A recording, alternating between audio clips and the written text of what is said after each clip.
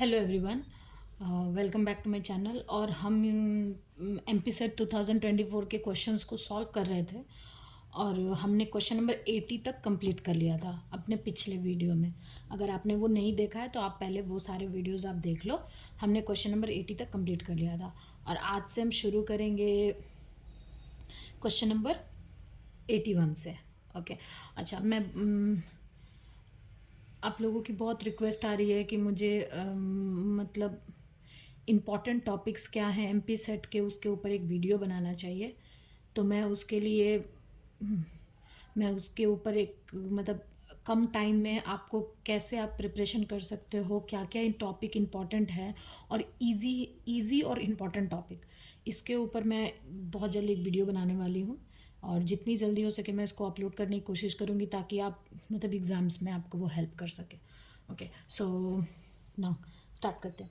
सो हमारा क्वेश्चन है कि for a particle of mass m moving in potential, ये एक पोटेंशियल हमें दिया हुआ है।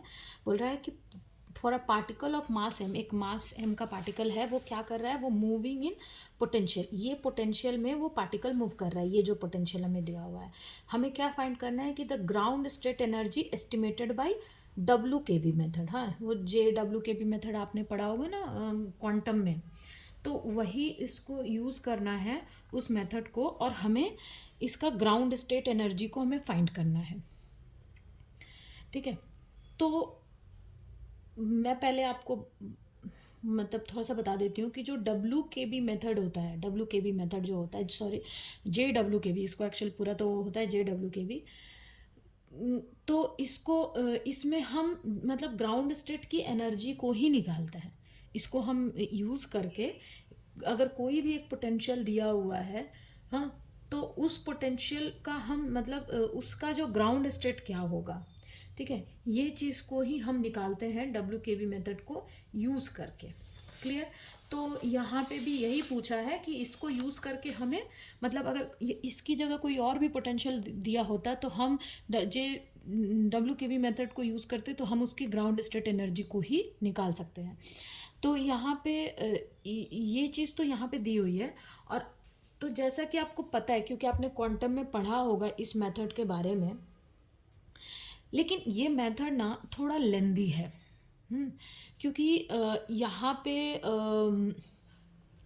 ये जो हमारा मेथड है, इससे अगर हम इस पोटेंशियल का ग्राउंड स्टेट निकालते हैं तो वो पूरा मतलब बहुत ही लेंदी प्रोसेस होता है। उसको तब एग्ज़ाम में तो हमारे पास उतना टाइम नहीं होता कि हम मतलब उतना लेंदी पूरा प्रोसेस को यूज़ करके हम ग्राउंड स्टेट निकालें। तो अगर आपके पास पोटेंशियल आपका जाना है, मतलब आपने उस पोटेंशियल को आप जानते हैं, जैसे अगर आप इस पोटेंशियल को ध्यान से देखो तो ये ट्रंकेटेड हार्मोनिक ऑसिलेटर का पोटेंशियल है। ट्रंकेटेड हार्मोनिक ऑसिलेटर का आपने पढ़ा होगा, क्वांटम में ही पढ़ा होगा। जब आपने हार्मोनिक ऑसिलेटर पढ़ा होगा तो वहाँ पे एक टॉपिक आता है ट्रंकेटेड हार्मोनिक ऑसिलेटर, तो वहाँ पे आपने इस पोटेंशियल के बारे में पढ़ा होगा। तो ट्रंकेटेड हार्मोनिक ऑसिलेटर जो होता है उसका पोटेंशियल ये होता है। तो अगर हमें ये पोटेंशियल पता है तो हम जे डब्ल्यू के भी मेथड यूज़ करें या हम नॉर्मल तरीके से भी यूज़ करें तो हमें ग्राउंड स्टेट की एनर्जी तो उतनी ही निकलेगी। अगर मैंने फिर से मैं बताती हूँ कि जे डब्ल्यू के बी मेथड क्या होता है, ये क्वांटम मैकेनिक्स में ही हम पढ़ते हैं। लेकिन इसको मतलब इसको यूज़ करके हम क्या करते हैं, हम किसी भी गिवन पोटेंशियल के ग्राउंड स्टेट एनर्जी को निकालते हैं। लेकिन जो कि एग्ज़ाम में हमारे पास ऐसा कोई भी मतलब इतना तो टाइम होता नहीं है कि हम एक पेज दो पेज पूरा डेरिवेशन करें और निकालें। और एग्ज़ाम में तो देखने भी कोई नहीं आता, हमें तो वहाँ पे सिर्फ आंसर से मतलब होता है। तो अगर हमें पोटेंशियल पता है, जैसे ये पोटेंशियल को देख के हम कह सकते हैं कि ये ट्रंकेटेड हार्मोनिक ऑसिलेटर का पोटेंशियल है, तो वहाँ से भी हम ग्राउंड स्टेट एनर्जी निकालेंगे तो दोनों में सेम ही आती है। तो एक जो डायरेक्ट मेथड है जिसको यूज़ करना है आपको एग्ज़ाम में, जो मेथड एग्ज़ाम में यूज़ करना है मैं वो बता देती हूँ। जैसे ये ट्रंकेटेड हार्मोनिक ऑसिलेटर का पोटेंशियल है, तो इसकी ग्राउंड स्टेट एनर्जी क्या होती है, ट्रंकेटेड हार्मोनिक ऑसिलेटर की ग्राउंड स्टेट क्या एनर्जी क्या होती है, 2n plus, sorry ground state नहीं, उसकी एनर्जी ही होती है 2n plus 3/2 H cut omega. Clear? Ground state के लिए क्या होगा, n इक्वल्स टू 0 हो जाएगा, क्योंकि हमें ग्राउंड स्टेट के लिए निकालना है। अगर फर्स्ट एक्साइटेड स्टेट के लिए बोलता तो हम यहाँ पे 1 रखते और कैलकुलेट कर, लेकिन हमें ग्राउंड स्टेट के लिए निकालना है, तो यहाँ से E इक्वल्स टू कितना हो जाएगा 3/2 H कट ओमेगा। हो गया, सॉल्व हो गया एग्जाम में। अब यहाँ पे देखो इसका ऑप्शन है बी, ठीक है। लेकिन ये तो हुआ किस मेथड को यूज़ करना है हमें एग्ज़ाम में, क्योंकि एग्ज़ाम में तो हमारे पास उतना टाइम नहीं होता है। हम कॉन्सेप्ट, अगर आपका पास कॉन्सेप्ट आपका क्लियर है ना, तो आपको बहुत सारा लेंदी चीज़ों को प्रोसेस को यूज़ करने की ज़रूरत ही नहीं है, आप डायरेक्ट भी निकाल सकते हो।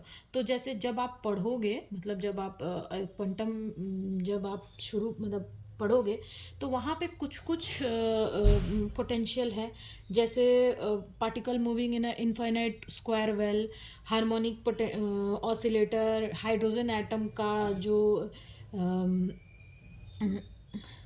Sorry harmonic oscillator, truncated harmonic oscillator, direct delta function का जो पोटेंशियल होता है, ये सब आपको थोड़ा याद रहेगा। अगर ये चीज़ याद रहेगी तो आप डायरेक्ट उसकी एनर्जी लिख करके और ग्राउंड स्टेट के लिए आप डायरेक्ट निकाल सकते हो। तो ये थोड़ा सा आप माइंड में रखोगे तो क्वेश्चन आप इजीली सॉल्व कर सकते हो। तो ठीक है, ये तो हो गया कि मतलब हमें डायरेक्ट एग्जाम में कैसे करना है। अब मैं इसका एक्सप्लेन कर देती हूँ कि इसका जो डेरिवेशन, मतलब इसको जब हम प्रॉपर तरीके से यूज़ करते हैं तब हम उसे कैसे कैलकुलेट करते हैं। ओके,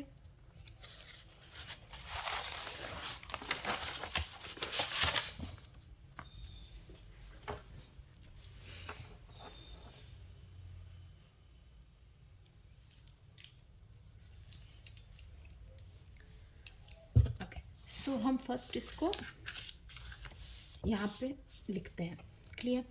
तो हमें पोटेंशियल क्या दिया हुआ है, थोड़ा लाइन ड्रॉ कर दूँ मैं। तो पोटेंशियल हमें दिया हुआ है कि इनफाइनाइट हो रहा है कब, जब x is less than 0 and है ½ m ओमेगा² x² when x is greater than 0, ठीक है। ये हमें पोटेंशियल दी हुई है। अब हम JWKB मेथड को यूज़ करते हैं। तो आपने वहाँ पे जो कंडीशन पढ़ा होगा, कंडीशन क्या होती है इसकी कि α1 + β1 + α2 + β2 इज इक्वल्स टू n π, ठीक है। इसका मैं एक मतलब यहाँ पे मैं बता देती हूँ, ये ऐसा दिया हुआ है।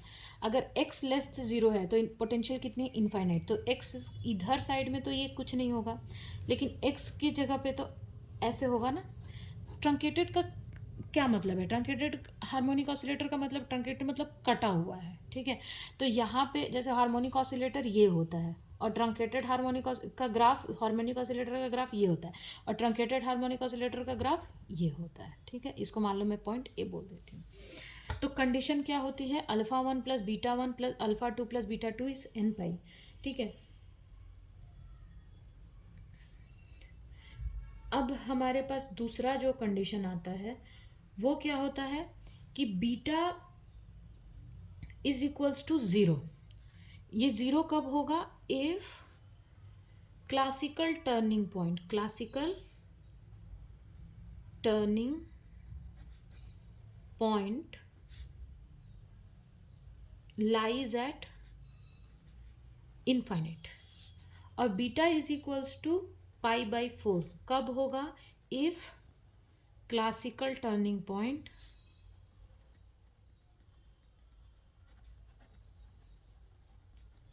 लाइज एट फाइनाइट, ठीक है। और इसमें ये जो होता है, ये क्या होता है हमारा, मतलब ये जो वैल्यू होती है इसको हम बोलते हैं क्लासिकल टर्निंग पॉइंट, इसको हम बोलते हैं फर्स्ट क्लासिकल टर्निंग पॉइंट, इसको हम बोलते हैं सेकेंड क्लासिकल टर्निंग पॉइंट। तो देखो at x equals to 0 Vx क्या है हमारा, इनफाइनाइट है, और at x greater than 0 Vx क्या है हमारा, फाइनाइट है, क्लियर।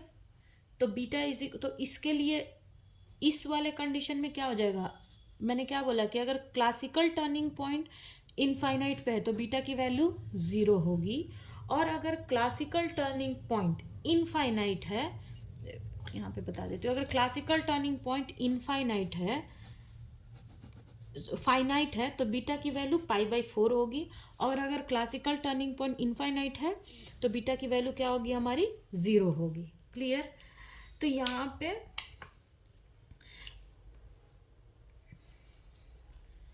अब देखो, ये हुआ कंडीशन नंबर 1।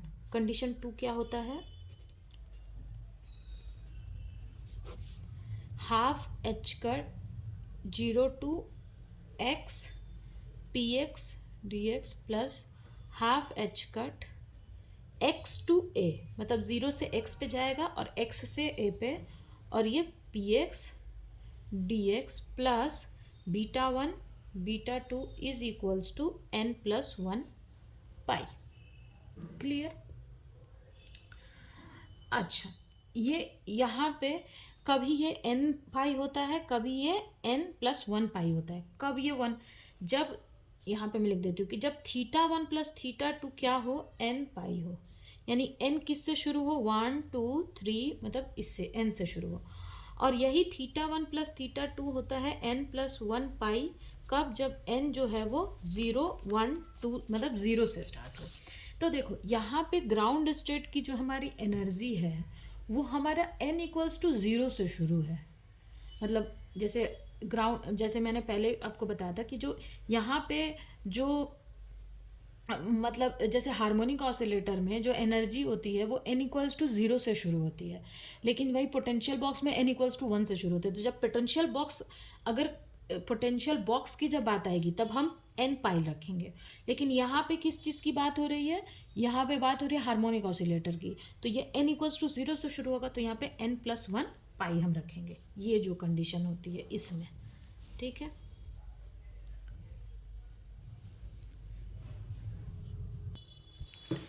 ओके, तो यहाँ पे n+1 पाई हो गया, ठीक है। और β1 की वैल्यू क्या हो जाएगी, 0, और β2 की वैल्यू क्या हो जाएगी, π/4। क्यों, क्योंकि क्लासिकल टर्निंग पॉइंट जो ये यहाँ पे जो क्लासिकल टर्निंग पॉइंट है वो इनफाइनाइट है, यहाँ इनफाइनाइट है, यहाँ फाइनाइट है ना। तो β1 की वैल्यू हमारी कितनी हो जाएगी, 0, और β2 की वैल्यू हो जाएगी हमारी π/4। तो ये कितना हो जाएगा, half 1/h 0 to x px plus h cut x to a p dx plus π/4 plus 0 is equals to n+1 pi. ठीक है, ये हो गया। अब देखो, हम यहाँ पे 0 to x बोल रहे हैं, यहाँ पे x से बोल रहे हैं, तो इस चीज़ को हम ये बोल सकते हैं ना कि हाफ 0 to a बोल सकते हैं ना। ये x जा रहा है और x से a जा रहा है, तो ये यहाँ पे हो गया, ये p dx plus π/4 equals to n+1 pi. अब थोड़ा इसको और सिंप्लीफाई करो तो ये हो जाएगा half 0 to a p dx, और ये इस साइड जाएगा, इस साइड जाएगा। यहाँ पे स्पेस कम है तो मैं डायरेक्ट कैलकुलेशन इसको कर देती हूँ, ठीक है। आप करके ऐसे देख लेना। ये इस साइड जाएगा तो ये सब्ट्रैक्ट होकर के कितना आ जाएगा, n+3/4 पाई। क्लियर। अब देखो ये यहाँ पे हो गया। अब P की पोटेंशियल की हमें वैल्यू रखनी है, तो P²/2m, ठीक है, इज इक्वल्स टू E होता है, और यहाँ पे एक पोटेंशियल V है तो माइनस, ठीक है, तो ये हो जाएगा। तो P² अगर हम करेंगे और यहाँ पे एक पोटेंशियल Vx भी होगा ना ऐसे, तो यहाँ पे जब यहाँ पे टोटल मतलब पोटेंशियल E मतलब Vx है, तो इसलिए यहाँ पे एक माइनस रहेगा। देखो फिर से बताती हूँ, देखो E इज इक्वल्स टू क्या होता है, P²/2m, लेकिन जब पोटेंशियल की वैल्यू अगर हमारी आ जाती है तो ये क्या होता है, E - Vx is equals to P²/2m। अब यहाँ से P की वैल्यू कितनी हो जाएगी, √2m E - Vx होगा ना। इसको ही हम यहाँ पे पुट कर देंगे, तो ये हो जाएगा 1/h cut 0 to a √2m E - Vx हो जाएगा dx is equals to n+3/4 pi. Clear है। अच्छा, अब एक चीज़ देखो, Vx की वैल्यू क्या हुई है हमारी, Vx क्या दिया हुआ है यहाँ पे, हाफ m ω² x², ये दी हुई है। तो ये अगर हम x = a की बात करें, मतलब हम यहाँ की बात करें, तो इसकी वैल्यू क्या हो जाएगी, Vx half M omega square ए स्क्वायर होगी ना। अगर हम एक्स पे वैल्यू ए रख दें तो इतनी वैल्यू हमारी आ जाएगी। अब हम क्या करेंगे कि इसकी वैल्यू को ना हम यहाँ पुट करेंगे ई की जगह और वी एक्स की जगह पे। तो ये हो जाएगा हाफ ए 2m, ई की जगह पे हाफ एम ओमेगा स्क्वायर ए स्क्वायर माइनस, और वी एक्स की वैल्यू हमारी कितनी है, ये देखो ये है हमारा वी एक्स। ठीक है, तो ये वी एक्स की वैल्यू यहाँ पे कितनी आ जाएगी, half M omega square x square d x is equals to n plus 3/4 pi. अच्छा, यहाँ पे स्पेस कम है, मैं दूसरा एक पेज ले लेती हूँ। यहाँ पे स्पेस कम था तो यहाँ पे मैं ले लेती हूँ। तो हमने कहाँ तक किया था, हमारा क्या निकल के आया था, हाफ एच कर 0 to a root over 2m half M omega square A square minus half M omega square x square d x is equals to n plus 3/4 pi. Clear, ये आया था।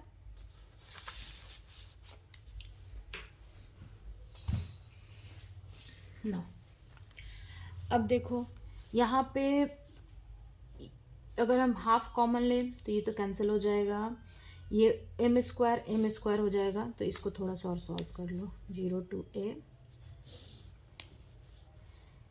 यहाँ से हाफ कॉमन लेंगे तो ये तो कैंसिल हो जाएगा, ये अंदर जाएगा तो ये m square omega square A square minus m square omega square x square d x is equal to n plus 3/4 pi.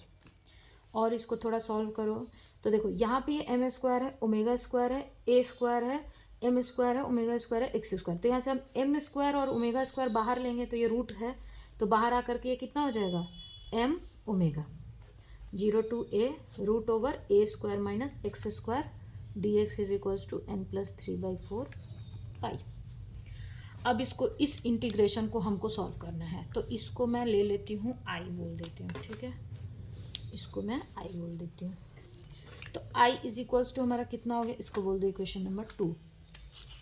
Clear, equation number 2 नहीं, इसको 3 बोल देंगे। इसको 1 बोलो, इसको 2 बोलो, इसको 3 बोल देते हैं।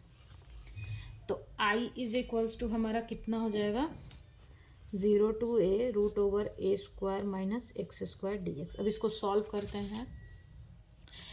तो क्या करते हैं हम, एक्स के जगह पे ना ए साइन थीटा ले लेते हैं। तो d x is equals to कितना हो जाएगा, ए साइन थीटा का डिफरेंशिएशन कितना होता है, कॉस थीटा डी थीटा। तो डी एक्स की जगह पे हम ये वैल्यू रखेंगे। क्लियर, अच्छा यहाँ से देखो, यहाँ पे x is equals to A sine theta है ना। तो थीटा की वैल्यू कितनी हो जाएगी, theta is sine inverse x by A. Theta equals to sine inverse x by A होगा। ये हमें आगे काम आएगा, मैं बताती हूँ मैंने क्यों लिया है।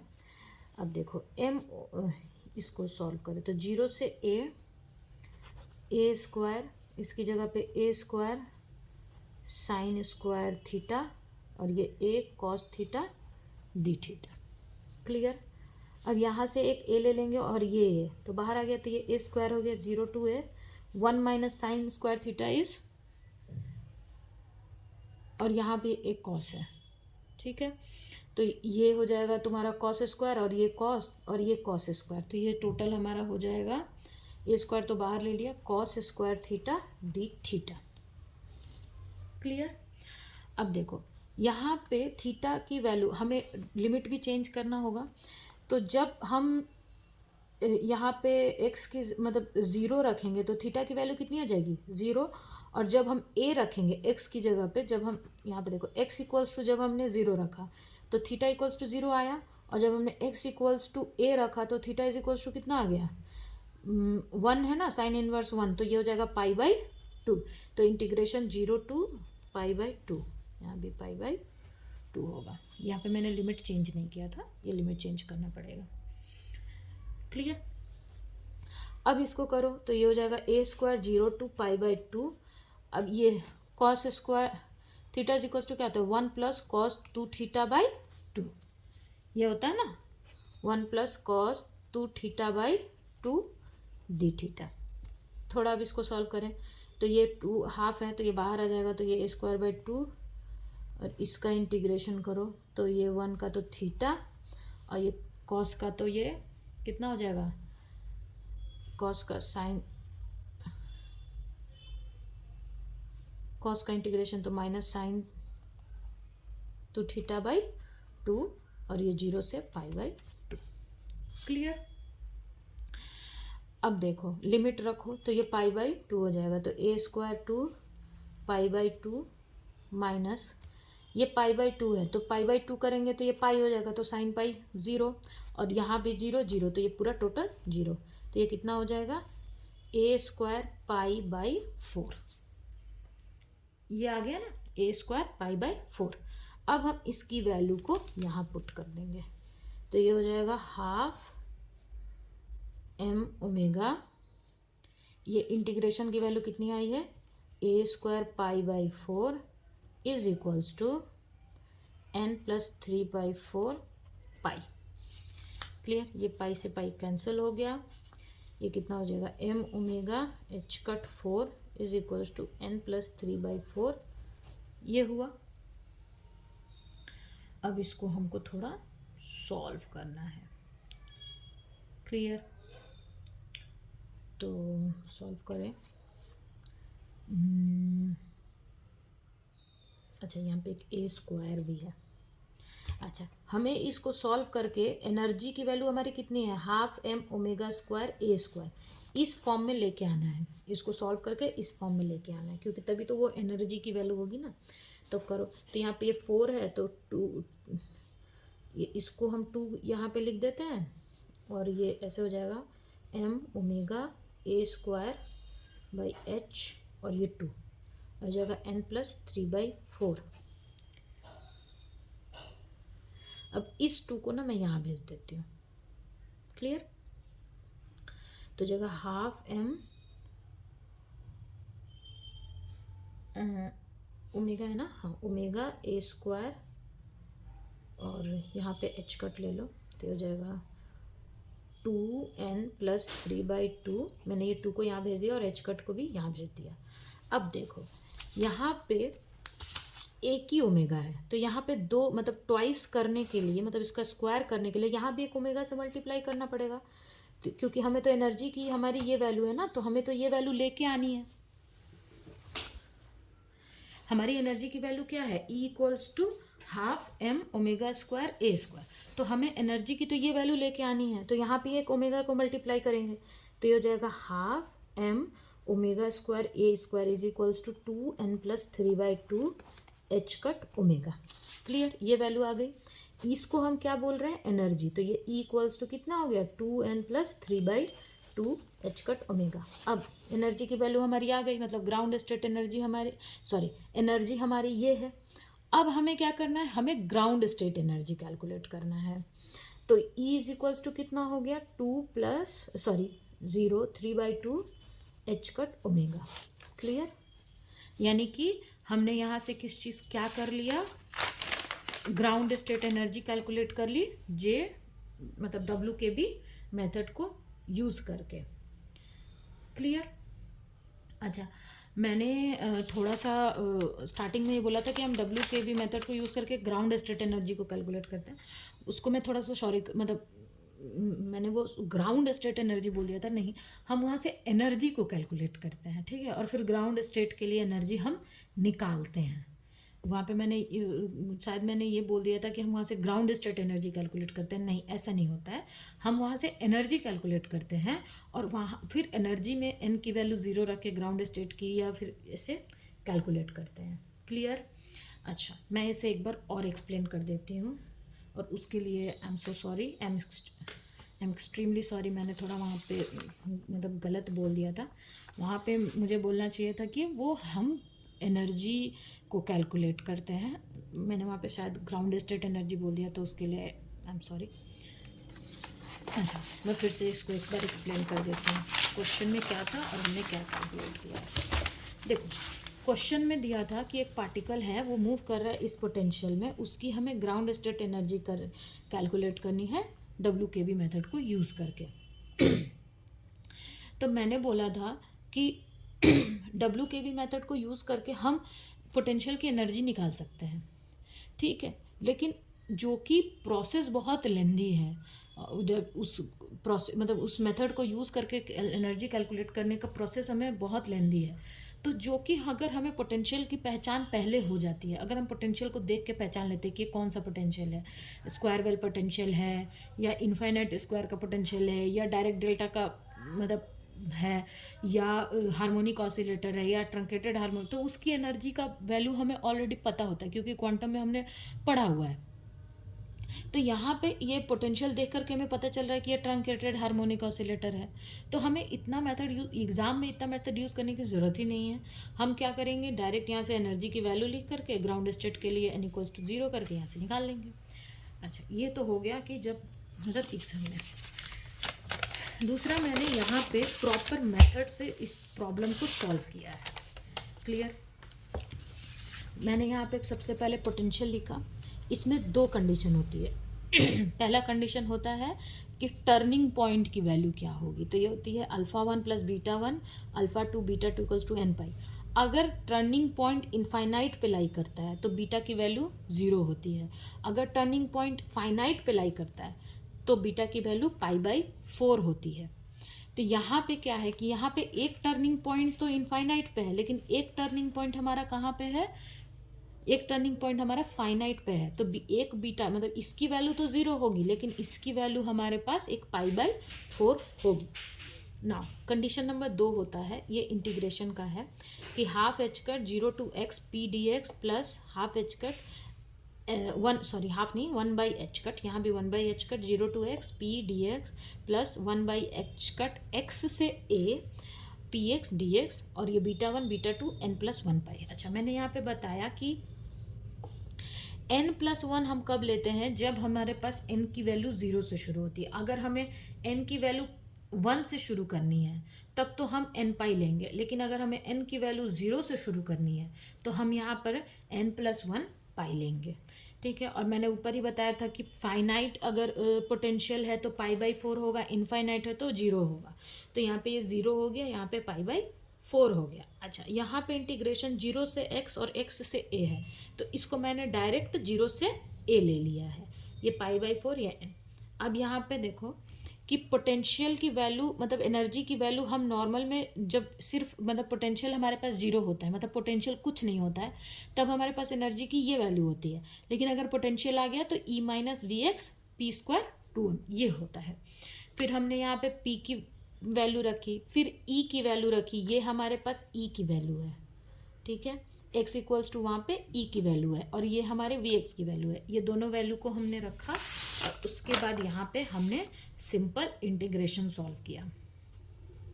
इंटीग्रेशन सॉल्व करने के बाद यहाँ पे ये चीज़ आने के बाद हमको इसको E की वैल्यू, ताकि हम उसे E के फॉर्म में लिख सकें, इसलिए हमने इसको ½ m⍵²a² बनाना था। तो यहाँ पे ओमेगा तो था, सिर्फ ओमेगा था, ओमेगा स्क्वायर नहीं था। तो यहाँ पे ओमेगा मतलब दोनों साइड मैंने क्या किया, एक एक बार ओमेगा से मल्टीप्लाई कर दिया। तो जब ओमेगा से मल्टीप्लाई किया तो यहाँ पे ½ m⍵²a² हुआ और यहाँ पे h कट ओमेगा हो गया, ठीक है। तो ये वैल्यू E हो गई, E की वैल्यू कितनी आ गई 2n + 3/2 h कट ओमेगा। तो हमें पता है ट्रंकेटेड हार्मोनिक ऑसिलेटर का एनर्जी क्या होता है, 2n + मतलब 3/2 h कट ओमेगा होता है। अब यहाँ पे मैंने n की वैल्यू को क्या करा, ग्राउंड स्टेट के लिए मैंने n की वैल्यू को 0 पुट कर दिया, तो यहाँ से हमें ग्राउंड स्टेट एनर्जी निकल गई, ठीक है। ये क्लियर हो गया आपको। इसका ऑप्शन होगा B 3/2 h cut omega. Clear? और एक्सट्रीम, एक बार मैं फिर से सॉरी बोलती हूँ, वहाँ पे मैंने ग्राउंड स्टेट एनर्जी बोल दिया था, लेकिन वहाँ पे होगा एनर्जी, ठीक है। ग्राउंड स्टेट एनर्जी वो नहीं होगा। ग्राउंड स्टेट एनर्जी तो हम इनकी वैल्यू को पुट करके निकालते हैं, ठीक है। तो आप ये ध्यान से मतलब ये पूरा एक प्रोसेस है इसका, जो मतलब WKB मेथड को यूज़ करते हैं, तो ये पूरा प्रोसेस इतना होता है, तो ये तो बहुत लेंदी हो जाता है। तो इससे बेटर होगा कि आप पोटेंशियल को याद करके रखें कि वो किस चीज़ का पोटेंशियल है और उसकी एनर्जी। जैसे स्क्वायर वेल पोटेंशियल अगर है तो उसकी एनर्जी क्या होती है, E = n² h कट, ठीक है। ऐसा होता है ना 2ma², ऐसा। तो वहाँ से हम इजीली प्रॉब्लम को सॉल्व कर सकते हैं। Clear?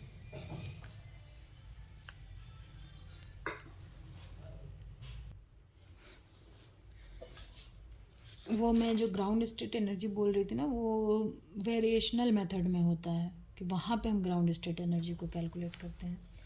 Okay, now next question. A particle of mass of 1 gram is confined in a box.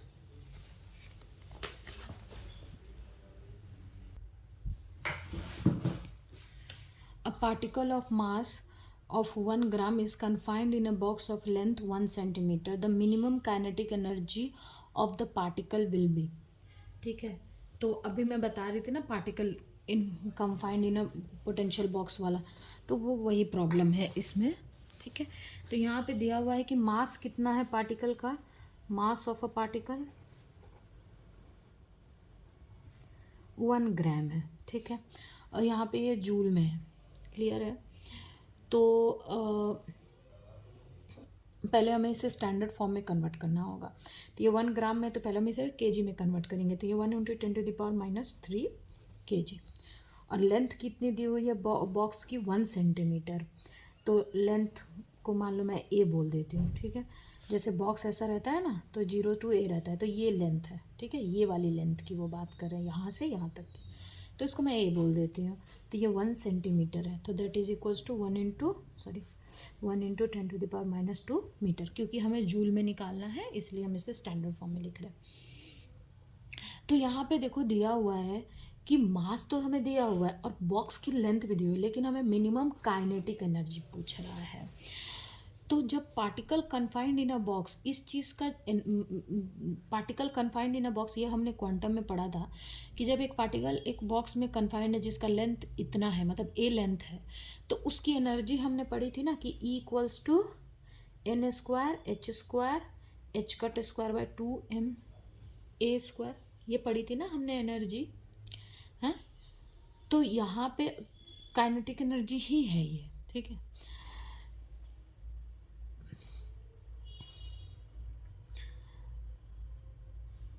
हाँ, तो यहाँ पे एनर्जी हमने ये पढ़ी थी ना कि काइनेटिक एनर्जी उसकी कितनी होगी. तो ये अब देखो यहाँ पे बोल रहा है कि मिनिमम बोल रहा है. तो potential in a box minimum किसके लिए होता है? ग्राउंड स्टेट एनर्जी उसकी कब होती है? जब हम n = 1 लेते हैं. हार्मोनिक ऑसिलेटर में हम पिछले वाले क्वेश्चन में ग्राउंड स्टेट के लिए क्या ले रहे थे? किसी भी किसी भी पोटेंशियल में चाहे पार्टिकल मूव करता है तो उसकी ग्राउंड स्टेट एनर्जी को ही हम मिनिमम एनर्जी मानते हैं.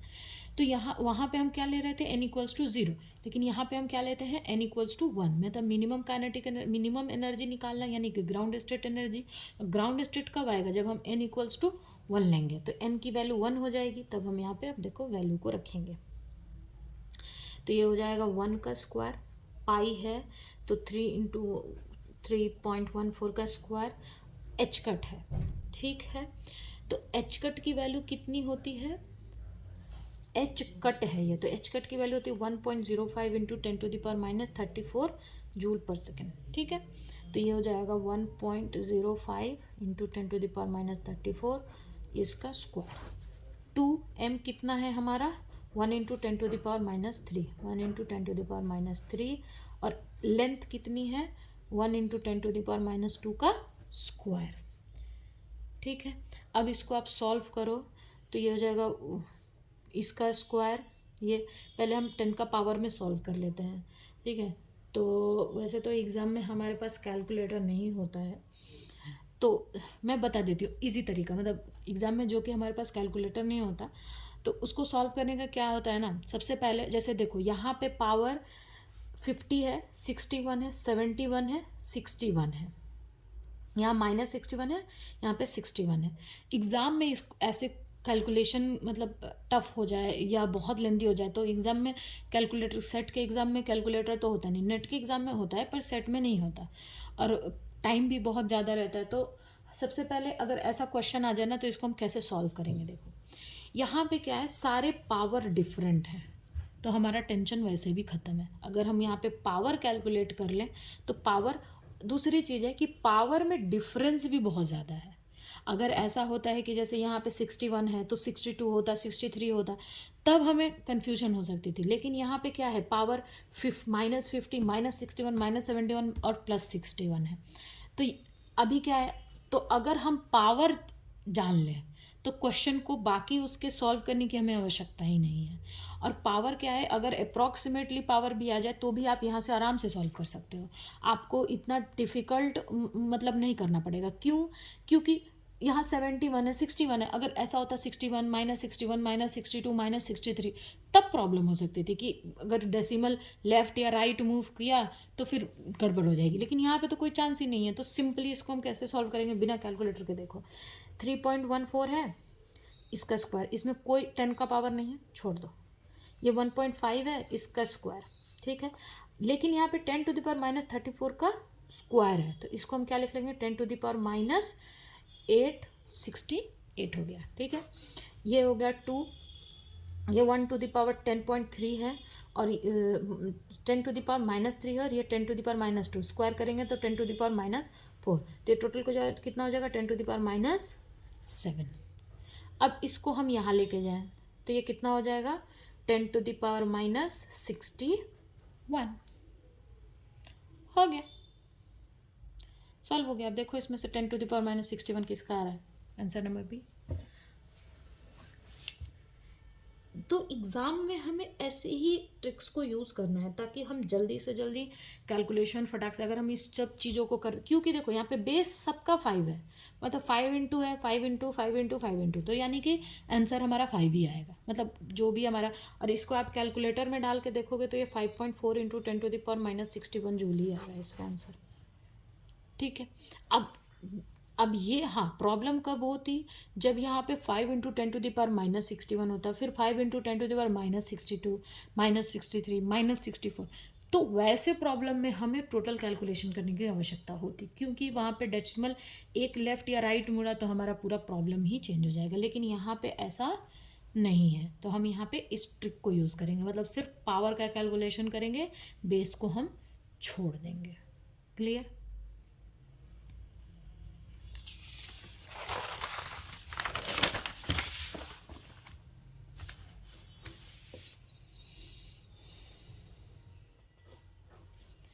यहाँ पे बोल रहा है कि time dependent Schrodinger equation in 3D, तो ये तो आपको पता ही है, इसका तो ऑप्शन ये होगा।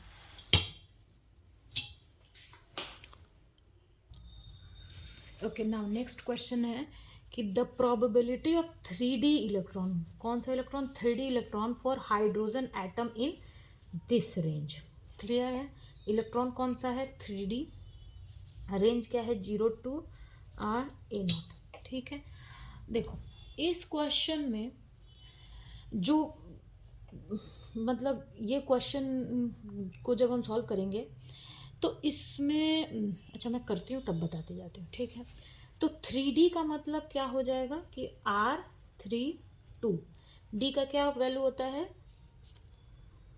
जैसे होता है ना SPD, तो 0 1 2 होता है, और ये वैल्यू क्या होती है? RNL होता है, ये होता है ना NL, तो N की वैल्यू 3 और L की वैल्यू 2, तो R32 का क्या वैल्यू होगा?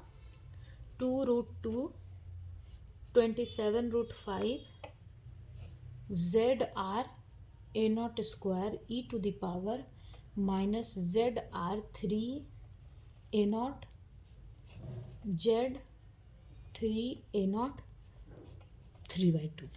क्लियर? ये वैल्यू हमारी R/2 की होती है। ओके, नाउ अब जो कि हम यहाँ पे हाइड्रोजन एटम की बात कर रहे हैं,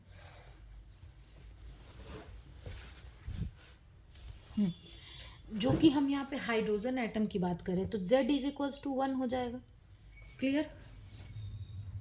जो कि हम हाइड्रोजन एटम की बात करें तो Z = 1 हो जाएगा। तो जब Z = 1 होगा तो इसकी वैल्यू कितनी हो जाएगी? 3/2 = 2√2 27√5। Z की जगह 1 है तो ये हो जाएगा R/A0 का स्क्वायर, और ये हो जाएगा हमारा e to the power R/3 A0, और ये ZY है ना तो 1/3 A0/3/2 ये होगा, क्योंकि Z की वैल्यू 1 हो जाएगी हाइड्रोजन एटम के लिए। अच्छा, अब देखो यहाँ पे एक चीज़ मैं करती हूँ। देखो अब इसको ऐसे तो हमें अगर पूछ रहा है प्रोबेबिलिटी, तो हमें इसे प्रॉपर सॉल्व करना चाहिए, प्रॉपर इंटीग्रेशन लगा करके, और उस चीज़ को हमें सॉल्व करना चाहिए। लेकिन क्योंकि प्रोबेबिलिटी का वैल्यू क्या होता है, p इज इक्वल्स टू क्या होता है, 0 to a0 r square √3/2 dr, ये होती है प्रोबेबिलिटी की वैल्यू, क्योंकि प्रोबेबिलिटी पूछ रहा है हमें। लेकिन जब हम यहाँ पे r की ये वैल्यू को रखेंगे ना, r, जब हम यहाँ पे r3/2 को की जगह ये वैल्यू को रखेंगे ना, तो उसके बाद इंटीग्रेशन को सॉल्व करना बहुत ही मुश्किल हो जाएगा। इंटीग्रेशन को मतलब यहाँ पे आर स्क्वायर है और यहाँ भी आर स्क्वायर है, यानी r⁴, तो फिर आपको इंटीग्रेशन बाय पार्ट्स को आपको 4 टाइम मतलब उसको यूज़ करना पड़ेगा, सॉल्व करना पड़ेगा, काफ़ी कॉम्प्लिकेटेड हो जाएगा। ये भी आर का स्क्वायर है, तो ये आर स्क्वायर और आर का, तो यानी 10 आर का पावर कितना हो जा रहा है, 6, यानी कि हमें इंटीग्रेशन बाय पार्ट्स कितना 6 या 7 टाइम्स यूज़ करना पड़ेगा। तो हम इसके लिए ना, इसको सॉल्व करने के लिए यहाँ पे हम एक बहुत ही छोटा सा एक अप्रॉक्सीमेशन का यूज़ करेंगे। क्लियर? ये अब मतलब मैं एग्ज़ाम अगर हम दे रहे हैं तो एग्ज़ाम में तो हमारे पास 6 time integration by parts use करने का तो हमारे पास मतलब टाइम भी नहीं है, उतना पेशेंस भी नहीं है, और कोई बहुत डिफ़िकल्ट हो जाता है तो उतना तो कोई करेगा नहीं। तो इसीलिए मैंने इस प्रॉब्लम को इस तरीके से सॉल्व किया है। आप देख लो, और आप अगर खुद ट्राई करके अगर कोई और तरीका है तो आप मुझे भी बता सकते हो, कमेंट में आप बता सकते हो कि आपने कैसे उसको कैलकुलेट करा और क्या चीज़ें हुई। जैसे हमें दिया हुआ है एक अप्रॉक्सीमेशन कि 0 is less than r is less than a0, ठीक है। तो हम इसको बोल सकते, तो जैसे यहाँ पे ये अप्रोक्सीमेशन क्या है कि r जो है वो लेस है a0 से, तो r/a0 इज़ लेस देन 1, ये हुआ ना। तो e⁻⁻r upon a0 is approximately कितना हो गया, 1 हुआ। ये वैल्यू अप्रॉक्सीमेटली हमारी 1 हो जाएगी ना, होगी ना। तो हम क्या करेंगे, हम यहाँ पे एक 1 रख देंगे, मतलब ये वाली वैल्यू को हम 1 ले लेंगे। यही हमारा अप्रॉक्सीमेशन है, हम यहाँ पे यूज़ कर रहे हैं। ये क्वेश्चन को इजी तरीके से सॉल्व करने के लिए मैंने ये अप्रॉक्सीमेशन यूज़ किया है। तो r3/2 कितना हो गया, 2√2 27√5 r/a0 का स्क्वायर, इसकी जगह हमारा 1 है, और ये हो जाएगा 1/3 a0 का पावर 3/2। अब हम इसको इसमें रखेंगे तो जगह p 0 to a0 r square, इसका स्क्वायर कर दो, r3/2 है तो इसका स्क्वायर करो, तो ये 2 2 जा 4, यहाँ पे स्पेस थोड़ा कम है तो मैं डायरेक्ट कर रही हूँ, तो 2 2 जा 4 और 4 2, तो 8 27 का स्क्वायर इंटू 5, ये हो जाएगा r square a0 square, square है ना तो ये 4 हो जाएगा, r का पावर 4 a0 का पावर 4। क्लियर? इसका स्क्वायर कर देंगे तो ये 3 a0 का पावर स्क्वायर किया ना, तो 3, तो 2 से 2 कैंसिल हो जाता है 3, और ये dr। अब यहाँ पे बाकी सबको हम बाहर ले लेंगे तो ये हो जाएगा, अच्छा मैं दूसरे पेज में आपको कर देती हूँ, मैं यहाँ पे सॉल्व कर देती हूँ, थोड़ा सा वहाँ पे स्पेस कम है। तो हो जाएगा p 8 बाहर आ गया, 27 स्क्वायर बाहर आ गया, 5 बाहर आ गया, a0 का पावर 4 बाहर आ गया, और ये 3 3 जा 9, 9 इंटू 27 इंटू a0 का पावर 3, ये 0 to a0 r square, r का पावर 4, तो r का पावर 6 dr। क्लियर हो गया?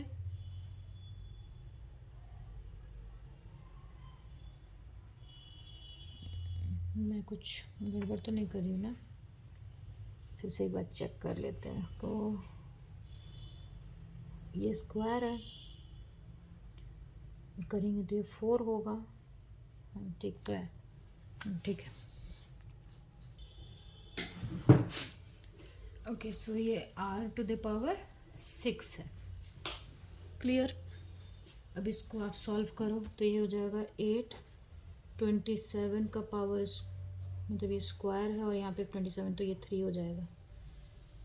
यहाँ पे आप देख लो, फिर से एक बार, ये 3 का क्यूब है तो ये 27 हुआ, ये एक क्यूब हो गया, ठीक है, इंटू 5 और ये 4 और ये 3, तो a⁻7, और ये कितना हो गया, r का पावर 7/7, 0 to a0। अब देखो ये a0 यहाँ पे हो जाएगा तो ये हो जाएगा 827 का cube into 5 into a0, 7 into a0 का पावर 7/7।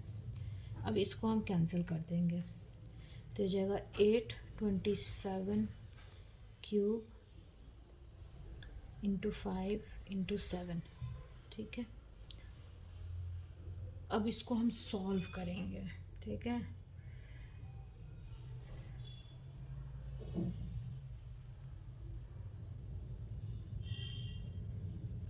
इसको जब हम सॉल्व करेंगे, आप कैलकुलेटर में कर लेना, मैंने तो कैलकुलेटर में करा था, आप ट्राई करना ऐसे सॉल्व करने की, तो ये हो जाएगा 1.1 -5। क्लियर, ये हमारा आंसर आ रहा है। लेकिन क्वेश्चन में मतलब जो हमारा ऑप्शन दिया हुआ है उसमें ये ऑप्शन सी दिया हुआ है, मतलब 10⁻³ का। तो आप लोग इसे ट्राई करना, अगर इसे सॉल्व करने का कोई और तरीका है, क्योंकि वो 6 लॉन्ग वाला तो बहुत ही लेंदी प्रोसेस है, उसे मतलब आप सॉल्व करोगे तो वो बहुत डिफ़िकल्ट हो जाएगा, उससे हम तो सॉल्व कर नहीं सकते हैं, ठीक है। तो आप इसे सॉल्व करना प्रॉपर तरीके से, मतलब आप इसे कैलकुलेशन करके देख लेना। लेकिन मुझे लगता है कि आंसर की में जो इसका ऑप्शन ए होना चाहिए। इन लोगों ने ऑप्शन सी दिया है लेकिन इसका ऑप्शन मुझे लगता है कि ऑप्शन ए होना चाहिए ये क्वेश्चन का, क्योंकि मैंने वो लॉन्ग मेथड भी ट्राई किया, मैंने ये मेथड भी ट्राई करा, लेकिन हमारा ऑप्शन सी नहीं आ रहा, मतलब 10⁻³ नहीं आ रहा है, -3 नहीं आ रहा है, वो 10⁻⁻5 ही आ रहा है। अगर हम यहाँ पे कुछ और यूज़ करते तो वो 10⁻³ हमारा -3 आ रहा है। क्लियर, तो अब आप खुद से ट्राई करके देख सकते हो, पर मुझे तो लगता है कि वो नहीं आएगा ऐसा answer.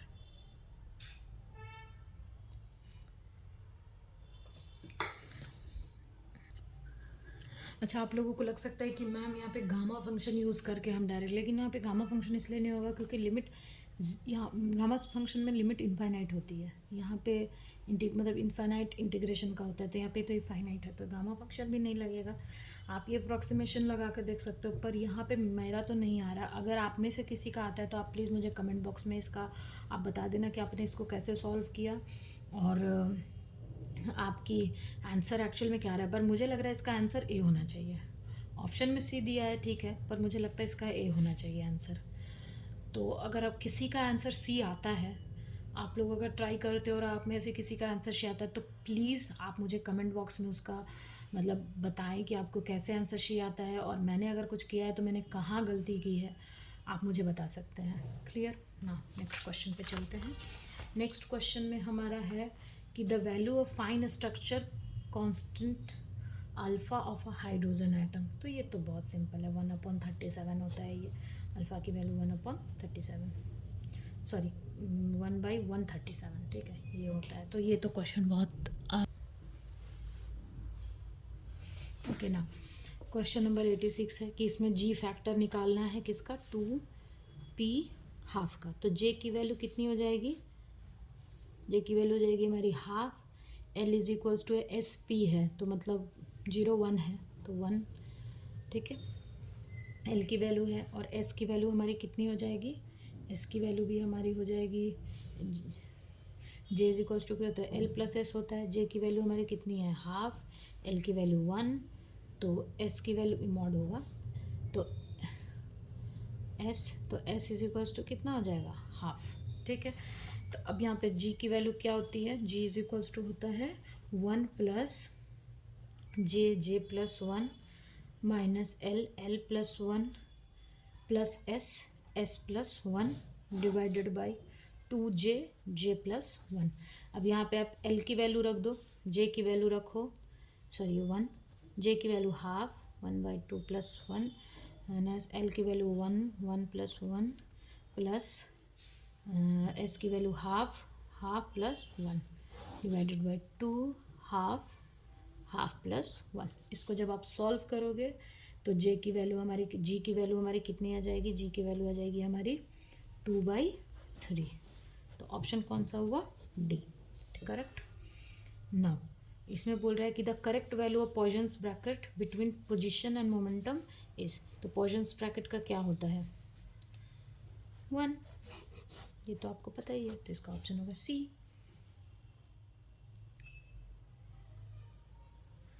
Okay, now question number 88। इसमें पूछ रहा है कि which of the following transition are electric dipole allowed.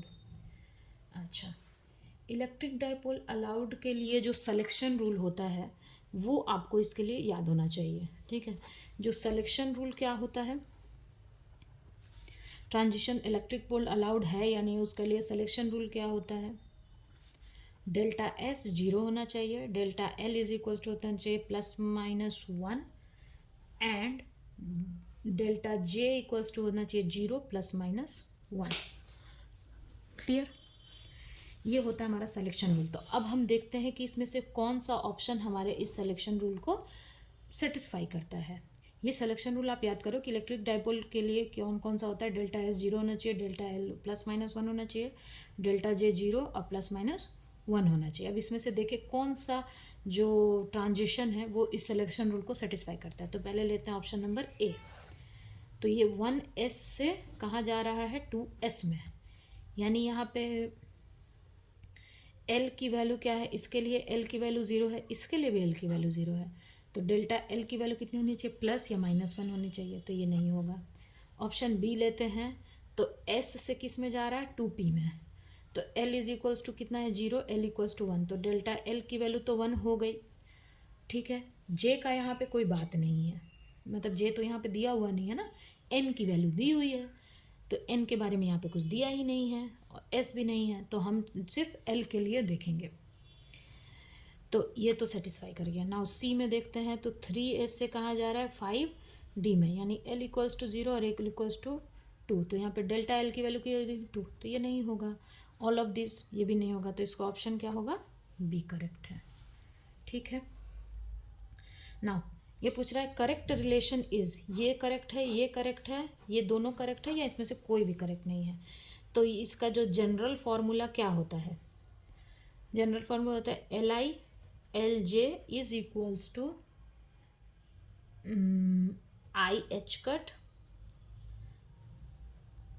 IJK LK, ठीक है। अगर ये इसकी जो वैल्यू होती है वो क्या होती है, अगर कि साइक्लिक होगा, ठीक है, और इसका इस चीज़ का वैल्यू जो होता है वो क्या होता है कि साइक्लिक हो and I not equals to J हो, तो इसकी वैल्यू कितनी हो जाएगी, 1। अगर एंटी साइक्लिक हो and I not equals to J हो, तो इसकी वैल्यू कितनी हो जाएगी, -1। एंड अगर ये मतलब साइक्लिक या एंटी साइक्लिक हो but I equals to J हो जाए, तो ये क्या हो जाएगा, 0, ठीक है।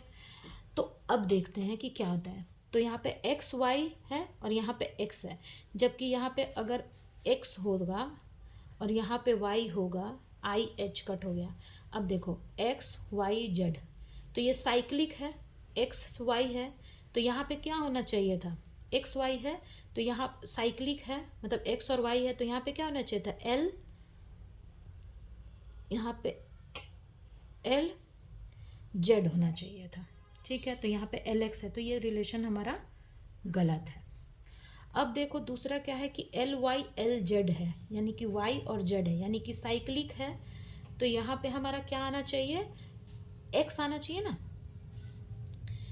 क्योंकि यहाँ पे के है तो एक्स आएगा, तो यहाँ पे हम इसको एक्स बोलेंगे, तो यहाँ पे एक्स होना चाहिए। तो यहाँ पे क्या आ रहा है, हमारा एक्स आ रहा है, ठीक है, आई एच कट एक्स आ रहा है, और साइक्लिक है तो +1 आएगा। आई नॉट इक्वल्स टू जे है, तो हमारा ये कंडीशन सेटिस्फाई हो रहा है, तो ये होगा आई एच कट एल एक्स, तो हमारा ऑप्शन नंबर बी करेक्ट है, ठीक है। इसका जो जनरल फॉर्मूला होता है वो ये होता है, कहाँ गया ये, करेक्ट। साइक्लिक अगर ये ऐसे मूव कर रहा है तो ये साइक्लिक है, अगर ये ऐसे मूव करता तो ये एंटी साइक्लिक होता। ठीक है, तो एंटी साइक्लिक में माइनस आता है और साइक्लिक में प्लस आता है। I not equals to J, I not equals to J, लेकिन यहाँ पे आई इक्वल्स टू जे हुआ तो ये फिर ज़ीरो हो जाएगा। तो ये ऑप्शन करेक्ट है, ये गलत है, ये करेक्ट है। क्लियर?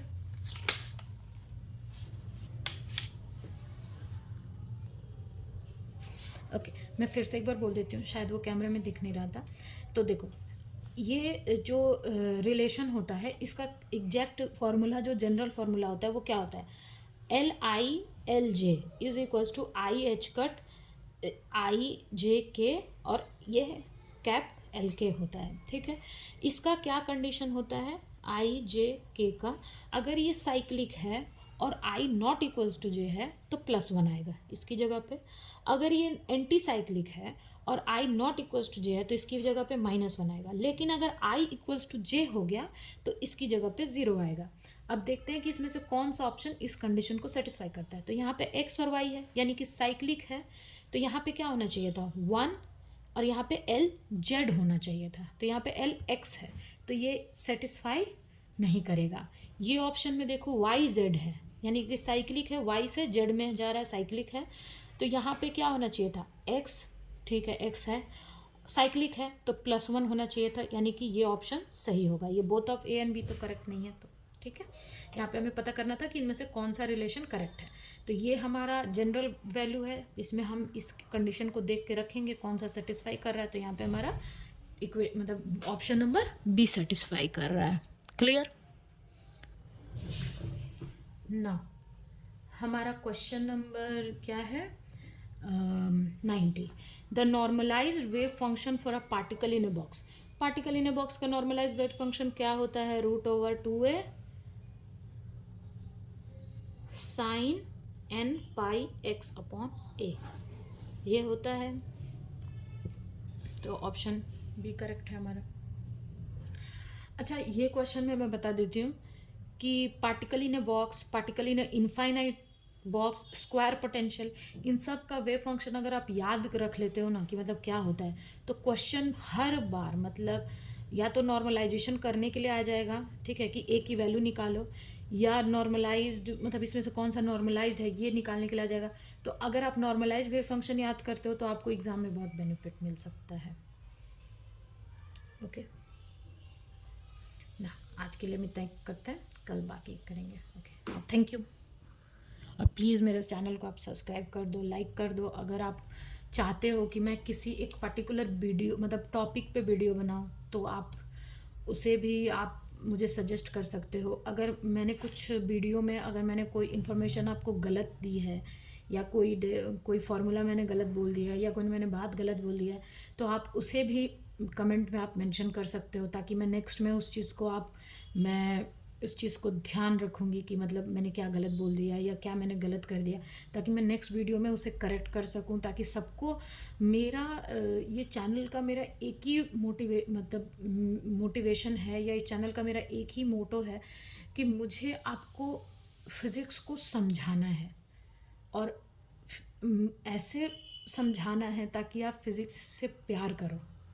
ठीक है, जैसे होता है ना कि एक सब्जेक्ट से आप प्यार कब कर सकते हो, जब आप उस सब्जेक्ट को बहुत अच्छे से समझ सकते हो। तो मेरा यही है कि आपने, क्योंकि हम जब ग्रेजुएट, जैसे हमारे इंडिया में कोई अगर अच्छे इंस्टीट्यूट में पढ़ता है, जैसे आप आईआईटी में पढ़ो, तो एनआईटी में पढ़ो, या दिल्ली यूनिवर्सिटी है, वहाँ पे आप पढ़ो, ठीक है, वहाँ पे आपके पास अच्छे टीचर हैं, आपको अच्छा कॉन्सेप्ट देते हैं, सारी चीज़ें हैं। लेकिन जब आप एक छोटे मोटे यूनिवर्सिटी से आप जब पढ़ के आते हो, तो हमारे इंडिया में यूनिवर्सिटीज़ की हालत मतलब वहाँ पे पढ़ाई की ऐसी हालत है कि आपका कोई भी कॉन्सेप्ट कुछ क्लियर नहीं होता है। और बच्चे वहाँ से निकलने के बाद जब आप नेट और सेट के एग्ज़ाम देने के लिए, या तो आप खुद से उतना लेबर कर सकते हो या चीज़ें कर सकते हो तो ठीक है। उसके बाद अगर आप बड़े कोचिंग इंस्टीट्यूट में जाते हो तो वो सोचते हैं कि अरे छोटी छोटी, क्योंकि देखो उनकी भी गलती नहीं है, वहाँ पे क्या है कि उनके पास हर तरीके के बच्चे हैं, बहुत इंटेलिजेंट भी हैं, तो जो बहुत इंटेलिजेंट बच्चे हैं वो ये सोचेंगे कि अरे ये क्या इतना इजी सर पढ़ा रहे हैं। लेकिन जिन बच्चों का कॉन्सेप्ट क्लियर नहीं है, जो बहुत ही छोटे एक यूनिवर्सिटी और कॉलेज में जिन्होंने पढ़ाई करी है, तो उनके लिए कॉन्सेप्ट इतना आसान नहीं होता है। तो मेरा इस चैनल का यही है कि सब मतलब छोटी से छोटी चीज़ भी सबको समझ में आए। तो अगर मुझसे कोई गलती हो रही है या मैंने कुछ ऐसा बोल दिया या लिख दिया या कोई फॉर्मूला या कोई क्वेश्चन मैंने कॉन्सेप्ट मेरा गलत है या चीज़ें, तो आप भी मुझे सजेशन दे सकते हो। इससे आप भी इम्प्रूव करोगे, मैं भी इम्प्रूव करूँगी। तो thank you, thank you so much.